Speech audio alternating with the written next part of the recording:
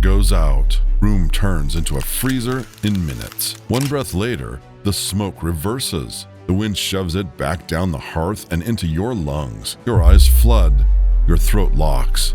The baby coughs. And you realize the worst truth of medieval winter. Indoors isn't safety. Indoors is the trap. You lunge for the embers with numb fingers, trying to wake them like a dying animal. A stick, a breath, a prayer. The walls are wattle and daub, mud over woven sticks, cracked so thin you can't see the gaps, but you can feel them. Little knives of air slicing in. Your breath is visible indoors. The floor is packed earth, cold as stone. Straw underfoot is damp, not soft. The room smells like wet wool, old smoke, and bodies that haven't truly dried in weeks. You stamp your feet once. Nothing. Twice. Still nothing. This is the lie medieval winter tells you. Survive the outdoors and you're safe. But winter doesn't stop at the door. It moves in. It climbs the inside walls. It squats in the bedding. It steals heat while you sleep. And it does so quietly you don't notice you're losing. Until you're too weak to fight back. History never dies. It just echoes in the crackle of a hearth you can't trust. So you do what people really did. You seal the drafts. You hang rough cloth, stuff rags into gaps, press straw into cracks, push a bench against the wall like a barricade. It helps for a few minutes. Then you feel it again, cold, finding a new path, thinner than a needle. Now you turn bodies into insulation. Everyone piles together. Not romance, survival math. You wedge the smallest in the middle, share one cloak across two shoulders, tuck feet under thighs. For a moment, the shivering slows. Then the cough starts. Deep, wet, the kind that shakes ribs. And suddenly, warmth isn't comfort. It's crowding. And crowding is how sickness spreads when winter forces you indoors day after day. You need the fire back, because fire is the only weapon you have.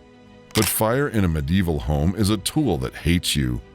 The wind shifts and the smoke dives down again, thicker and bitter. Your chest tightens. Your head gets light, like sleep is pulling you under with warm hands. Here's the trap. To stay warm, you close the room. To breathe, you must open it. Close it and you choke on smoke.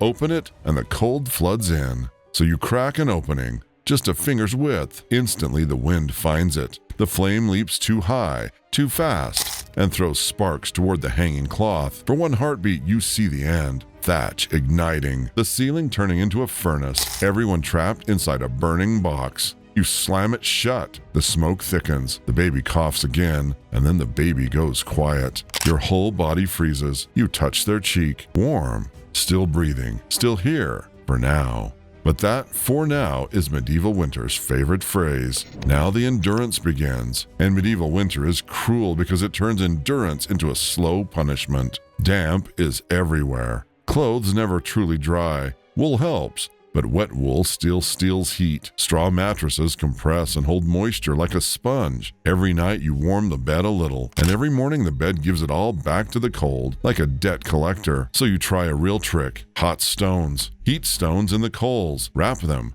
Slide them under blankets. It works, briefly. Then someone rolls. The wrap shifts. Heat kisses skin. A yelp in the dark. Burns blooming instantly, and if a stone cracks into straw, your warmth becomes a fire risk again. Medieval winter makes you choose between frostbite and flames. Your hands start splitting, cracked knuckles, bleeding fingertips, skin so dry it tears just grabbing a bucket. Every cut is a debt you can't pay, because in winter your body heals slower, fights weaker, and breaks easier. And winter demands fuel. Food becomes another trap.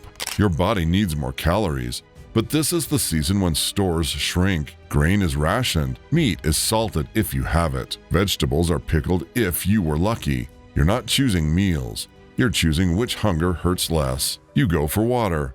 The bucket has a skin of ice. You chip it off and swallow. It's so cold your teeth ache. You think about walking out for more, but the yard is slick and the wind is vicious. A fall in winter isn't pain. A broken ankle is immobilization, and immobilization in this cold can become a slow death sentence. You stay inside, and inside turns on you, because a medieval home isn't clean. It's alive. straw bedding, rough wool, shared space, little light, little ventilation. Winter keeps everyone close, so parasites thrive. Fleas in the straw, lice in seams, mites in bedding. You scratch until you bleed, and every scratch is another doorway for infection. The smell thickens too. Smoke, damp, unwashed bodies, old straw. Waste is harder in winter. Frozen ground doesn't take it easily. Pits don't empty. Everything lingers. The room becomes a sealed jar of survival byproducts, and your lungs live in it. Then you hear it. Tap, tap, tap. The roof leaks. Meltwater finds a weak spot in the thatch. One drip becomes a wet patch. The wet patch spreads. Damp crawls into the wall, into the bed, into your only dry corner. And damp is how cold wins indoors, because damp steals heat faster than dry air ever could. You patch it if you can, but patching means climbing. Cold fingers, slippery footing, wind trying to peel you off the roof like a dead leaf. One slip and you're done. Yet if you don't patch it, the damp spreads and the room becomes a refrigerator you can't escape. So you reach for the oldest hack of all. Bring the animals in. A goat, a pig, maybe chickens. Shared warmth. It's real. People did it. For one night it helps. Then the price arrives. More waste, more fleas, more stink, more disease risk. Heat rises, yes, but so do parasites. And if anyone has a weak chest, the cough deepens into something wet and relentless. Winter doesn't just hurt you. It multiplies every weakness until the smallest becomes fatal. Now here's the aha, the part people miss. Medieval winter doesn't usually kill with one dramatic moment.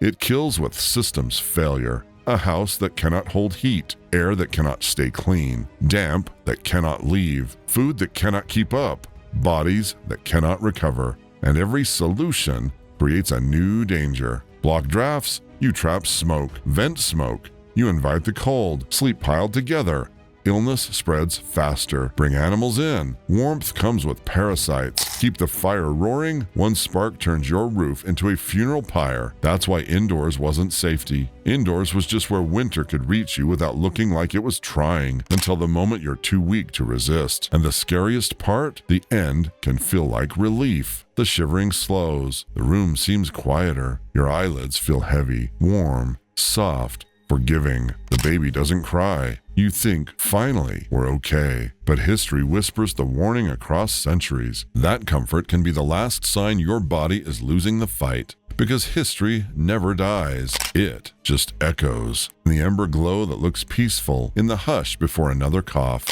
in the thin line between rest and not waking up. So if you're warm right now, remember that medieval night and let the lesson hit like a hammer. The cold wasn't outside the house. The cold was the house. History never dies. It just echoes. Subscribe.